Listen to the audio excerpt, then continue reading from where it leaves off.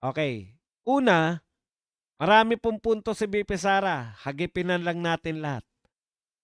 Yung violation of due process and double standard. Ayon po sa kampo ni VP Sara, yung sagot nila, pinagkumpara, no, yung pong impeachment ni Marcos Jr. na binasura dahil lack of substance. Samantalang kay VP Sara,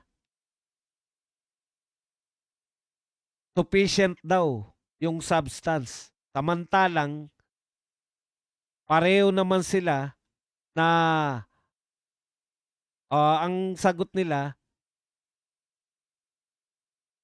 mas stricto, no? Mas stricto yung criteria.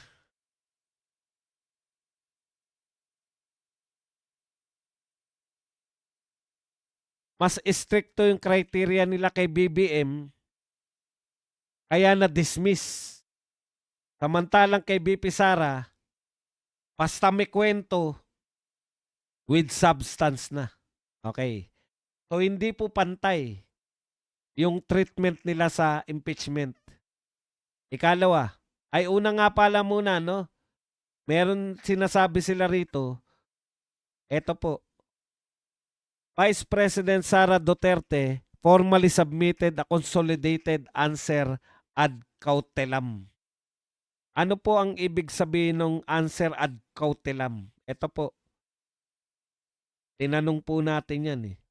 In legal terms, an answer ad cautelam is response filed out of caution. Yan po yung literal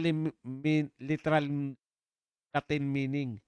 Out of caution, ad cautelam.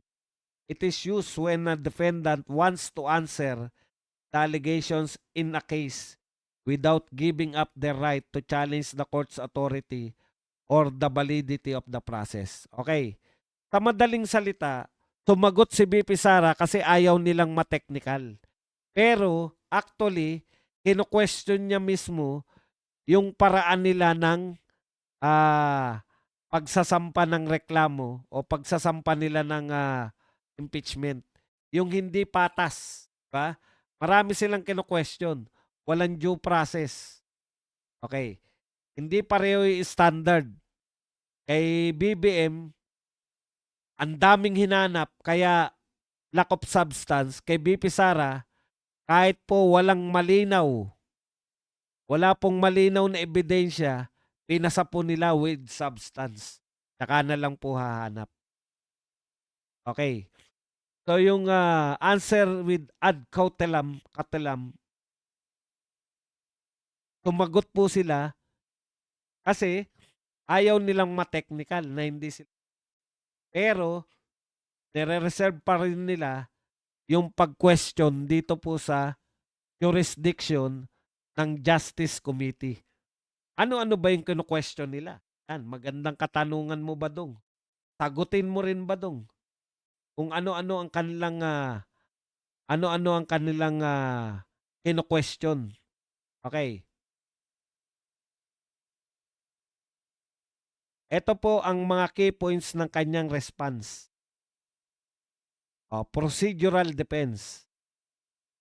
Dahil siya po, yung legal team niya preserves rights to challenge the jurisdiction of the House or the validity of the proceedings while still responding to the allegation.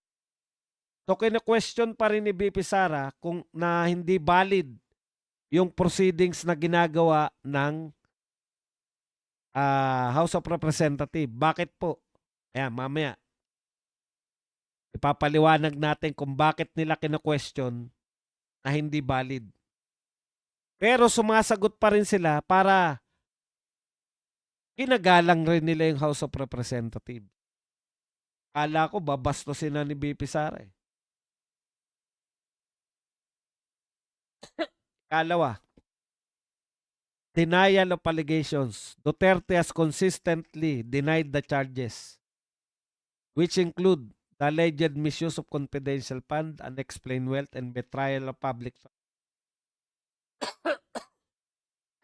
So, dinidinayan ni BP Sara. Iisa-isahin po natin yan. Ano yung binintang? Paano sinagot ni BP Sara?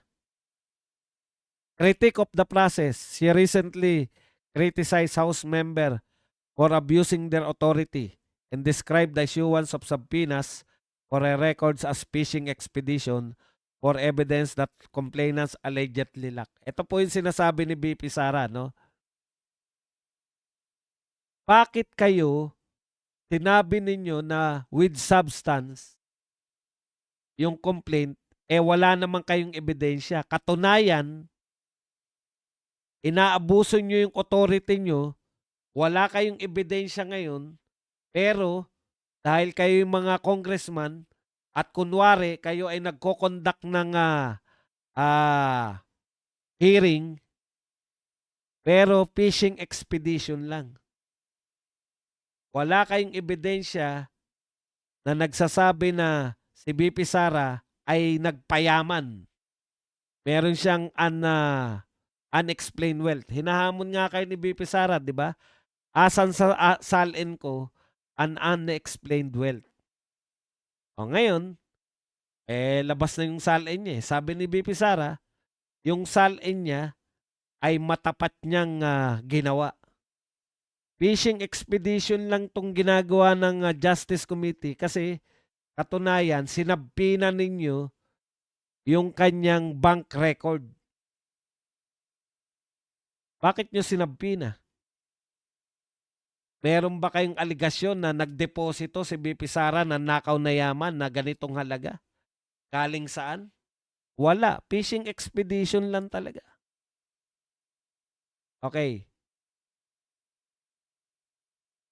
At isa pang sinabi ni BP Sara, misplaced priority, ito pong hearing na to kasi ang dami pong dapat iniimbestigahan.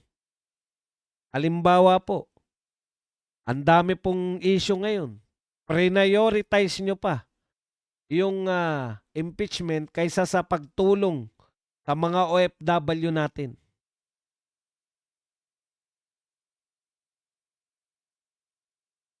Okay. Punta po tayo rito sa sa mas malalim dito sa ad cotelum. Bakit ito ginagamit? Yan, to avoid default. Yan, kasi i-default sila ng ng House of Representative, mapapabilis. Papasa kagad nila. Ikalawa, if a person believes a court has no jurisdiction, power over them, or that summons was served incorrectly, they filed this to say, I am answering these charges just in case my objection to your authority is denied. Okay. So, kino-question yung authority ng Committee on Justice, pero at the same time, pag wala kang pinasa na ad cotelum, mate-technical ka. Pag nagpasya yung korte, laban sa'yo. Yun. Safety net. Without ad cotelum tag, filing as standard answer could be seen as voluntary submission. Okay, kasi hindi kinikilala ni BP Sara, di ba?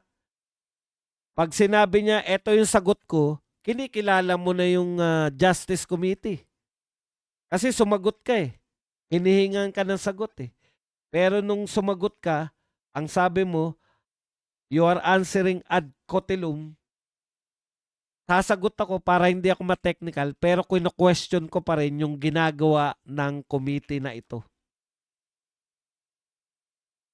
Iwas na magaling talaga eh. Galing yung mga ni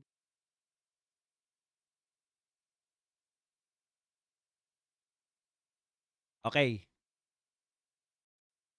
Sagutin na natin yung punto per punto. Ano ba talaga yung mga tinatanong? Ano ba talaga yung nareklamo?